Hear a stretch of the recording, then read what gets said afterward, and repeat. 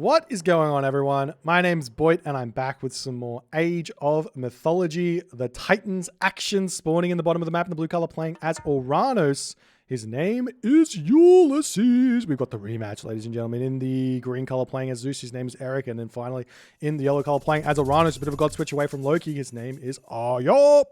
His opponents today in the purple color playing as Odin. His name is Iminaka.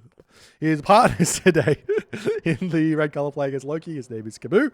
And finally in the sky blue color playing as Uranus. His name is F46. Exciting times to be alive here, ladies and gentlemen. We'll see how it's going to go. We've got the map Frozen Wastes. It's a very, very aggressive map. For those of you who do not know, around the outsides, you have ice, unbuildable terrain, which means that walling up, things are difficult. So we'll see how things go here. We actually, because of the tournament, we didn't get to see we didn't get to see what is possible when you have the same gods on the same team. So this is the thing about team games, which this is why I put the rule in. The best team compositions are gods which work well together. So the thing that makes the most sense, if you actually really want a full tryhard in a team, is you play the same god because they work the best together. Now, some gods work better together than others, and some differing gods work better together than others. So I'll give you an example of a really, really strong same god composition. 3 Zeus. Why is 3 Zeus really good? Because you can focus all of your power onto one opponent, bolt their high value unit 3 times. So say they're Zeus themselves and they want to build like 3 Odysseus. You bolt the Odysseus, you bolt the Odysseus, you bolt the Odysseus. You also will get really strong hoplites. So you get the big siege units to walk through in the classical age. It can work really, really well. Another really good combination of gods that aren't the same god would be an Atlantean with the Norse gods. Why is that god good? Well, for one, you get Shockwave in combination with Forest Fire is really strong. And 2, you get mobility in combination with mobility to move around the map really, really well. Beyond that, you can also have coordination with like defensive gods. So for example, you could have 3 Ra on a team, and that would allow that team to have a crazy amount of food income off of their farms because they get 3 rains, potentially more if their opponents are raining. So it can be a very, very, very rich Ra player in those situations, which does allow for a lot of very, very interesting, well, not necessarily interesting, but broken strategies, to say at the very least. Which is why in the tournament we didn't allow that kind of double god picking thing, or same god. You have to pick a different god. You can only get 1 Zeus, 1 Hades, 1 Poseidon, for example. But yes, there's lots of abuse in team games that is possible. Now, one thing that I would be really excited for is in the future, if they're in Retold, if we get, say, around about, I would say something like 18 or 21 different gods that we can pick. So that would be 7 different civilizations. At the moment, if you play on EE, you've got 15. But if we did that and you had a League of Legends style draft system, we've talked a little bit about it with, I've talked a little bit about it with Keen Flame. I think it's Keen Flame. No. It's, whose idea is it? It's GM's idea. Maybe it's GM's idea. Maybe it's Flame's idea. I can't remember. But the idea is effectively that you both players can ban a god at the start of the game, and then then one team picks a god, and then that god can't be picked either anymore. So for example, an Uranus player picks the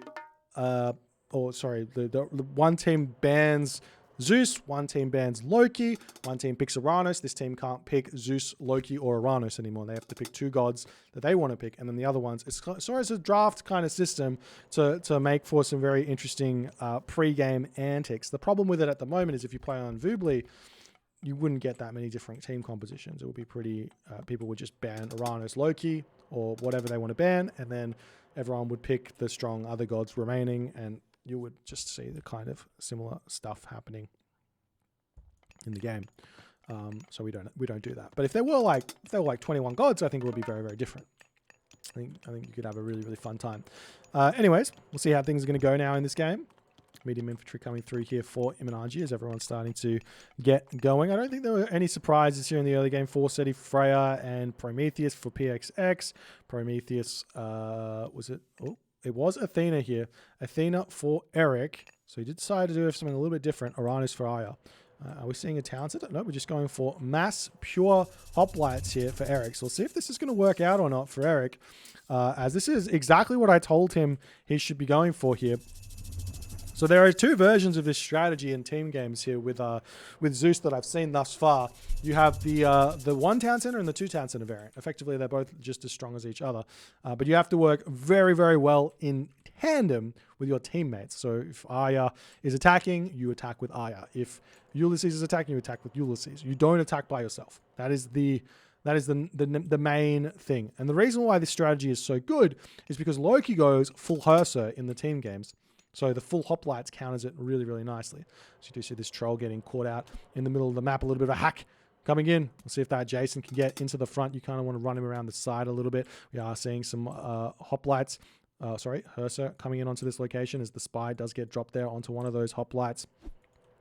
That's a really, really important spy to have happen here as F46 is coming through. We see Ulysses on the back foot. A little bit of a late react there. Will we see a panic restoration here or not? As Ulysses is going to be coming in. Big bolt there onto that Hero Momilo there as the hoplites are going to come through. This is looking like the double is going to be coming onto this location. Big shockwave there. Well, I say big shockwave, but a small shockwave as the Terma gets popped back there. One will get picked off only there. Nice play from WKT. Good reaction there against the early PXX double as the Herser are going to be coming through onto this location as well. We'll see what's going to happen here as the army making its way forward for Aya. Going to be looking for something to take out here, moving forward into his opponent's base. We do see Imanagi here going for the mass Ulfsark strategy. Very, very common against Uranus to go for that, and very, very strong in team games as well.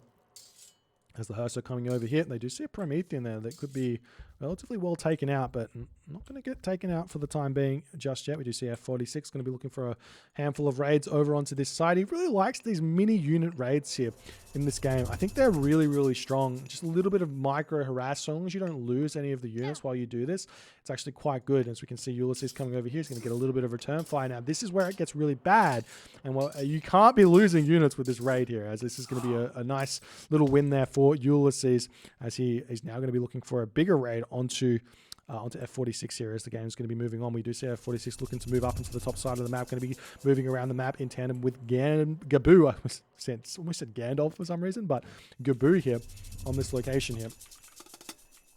As the villagers on this location here starting to get taken down. Eric should be thinking about getting some walls over here, in all honesty, as the F46 units getting a little bit distracted over here. The villagers pulling back, the hoplites coming over here. A little bit of a, what do you call this? I don't know. Distraction.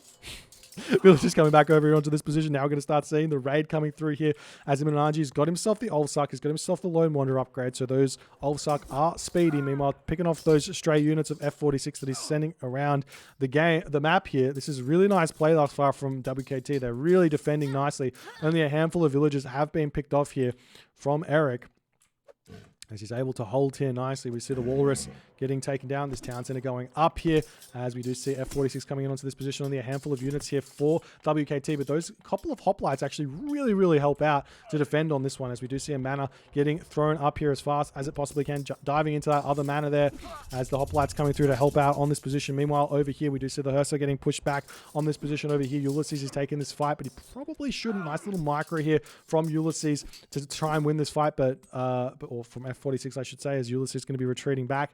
Meanwhile, Town Center has been kept alive. Army here for F46 holding a relic. If I can somehow click onto it, there it is. Plus 40% villager hit points. That's a great relic. They definitely want to put that into the home. And now we see the Eric Hoplite have a very big mass. Medium infantry coming through, going to be moving with Arya in onto this position. However, little does he know, his hoplites have been spied. So he knows, PXX should be aware of this is coming in. The question is, what are they doing to react to this is the big question, as the army does spot those villagers gathering the hunt on that location there. The hoplites moving in onto this position, going to be looking to take out this town center over there as the armory coming in. There is already a handful of Ulfsarks in on this position. We will be seeing Eric happily taking that fight, though he still has restoration, but we need to see some yellow units coming over here. I was saying you need to attack with your partners with this hoplite strategy to get max value out of that restoration here, as the army here of Arya is over on this position here. We'll see Eric trying to bring Arya in to help support this, keeping that one low HP hoplite alive. Restoration can come down relatively soon here as the army is ready to take this fight. Those hoplites are so absurdly strong in this location there, as we do see the raids here from F46 have been mostly thwarted here, as Ulysses is getting further and further ahead in that location there. Big restoration now coming down here for WKT, as the army going to be retreating back. Nice little retreat though, but the army is all back up to full HP now. No heroes in here to deal with those Einhjar though from Eric. A little bit of a mistake there. He needs to get those heroes too, as those Einhjar are going to be really, really strong here in on this fight, as we are now seeing Eric retreating back. Imananji starting to come in here. We do see another handful of hoplites coming in onto this position for Eric as he pulls back away from this location here. And we see the heroes coming through now to start dealing with those Einhjar. Maybe Eric's going to turn around and take this fight, as the hoplites going to be able to take down a handful of villages here. Nice play from Eric, is still going full send with these hoplites here. Big shockwave coming in. Where are the remainder of Arya's units is the big question. He's throwing down an armory here. He's got all his units in onto this position. Those hoplites still staying alive here, as the Prometheans sitting idly by over here waiting to utilize those as best as he can, as the hoplites going to be getting chased away here, as maybe Ulysses might want to consider coming in and joining the party now that F46 is in here. Maybe the raid over onto this location wouldn't go astray, as that's exactly where Ulysses is heading. Not only that, there's going to be gold villages to start getting hit on these outskirts of the map, as well as the home gold will be finished here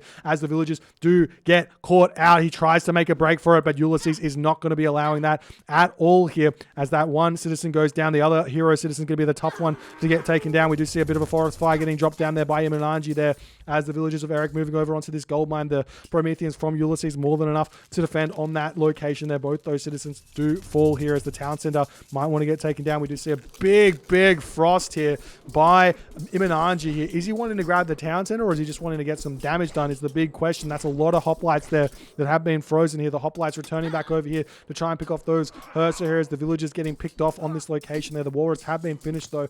Eric retreating back. Losing villagers on one town center is really, really hard to deal with here, as Eric is just going to be trying to retreat back. He does have the 4.7 speed hoplites here, so he will be able to pull away relatively quickly, though he does get chased down pretty quick, as well as the hoplites come in to prevent that town center from going up. The Gabu dwarves are all the way over onto this location now, though, so we'll see if that's going to be something which WKT is going to be able to notice in this game coming forward, as that frost is just about to expire here. The Hursa are going to be searching around the map here to take out more and more of those Eric villages. I love this town center grab here by Eric. He needs to grab it to secure this gold mine. I would love to see some walls set up here as well. Same too around this location. Some walls here wouldn't go astray here from F46 to defend those dwarves there of Gabu here, as well as Gabu's trying to take some stuff out.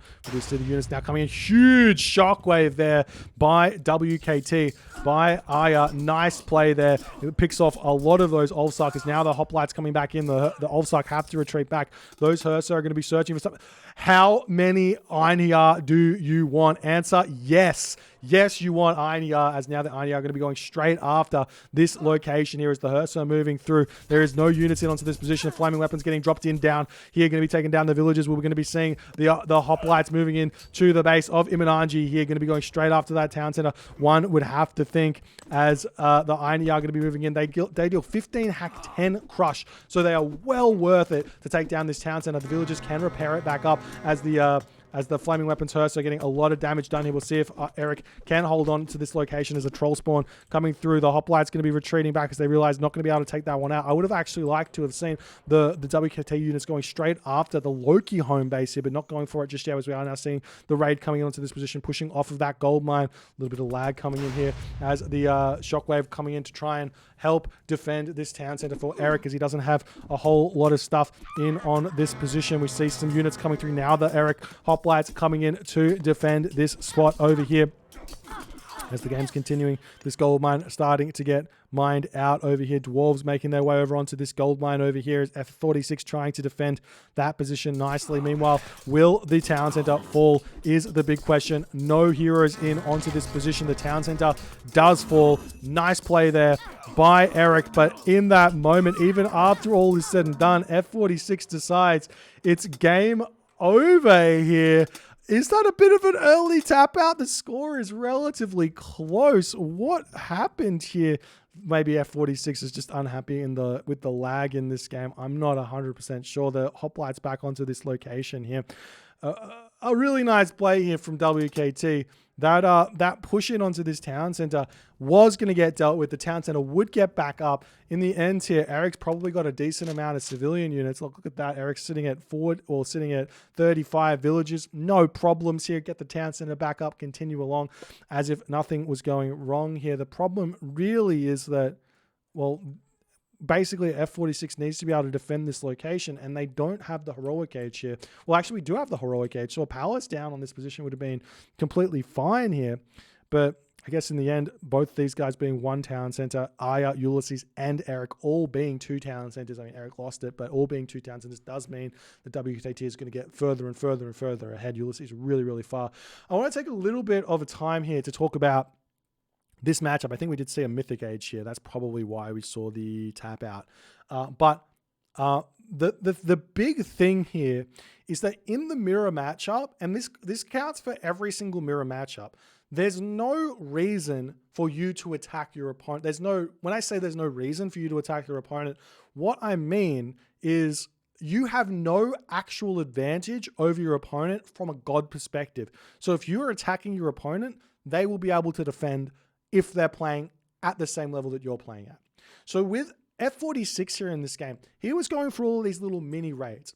I think that's correct, but you need to not lose any HP while you do it. And the defensive ability of your opponent is going to be a lot better than you. So you have to play at a much higher level above your opponent to go with that style over the defensive style if you want to win those mirror matchups. And that's the same with Zeus versus Zeus. That's the same with Isis versus Isis, though there is a little bit of nuance there with Ancestors Eclipse, with God Power blocking things, giving you slight advantages. Anyways, GG. If you guys enjoyed this game, please consider clicking the follow on the Twitch if you're on the YouTube, hit that subscribe button, and I'll see you guys in the next game.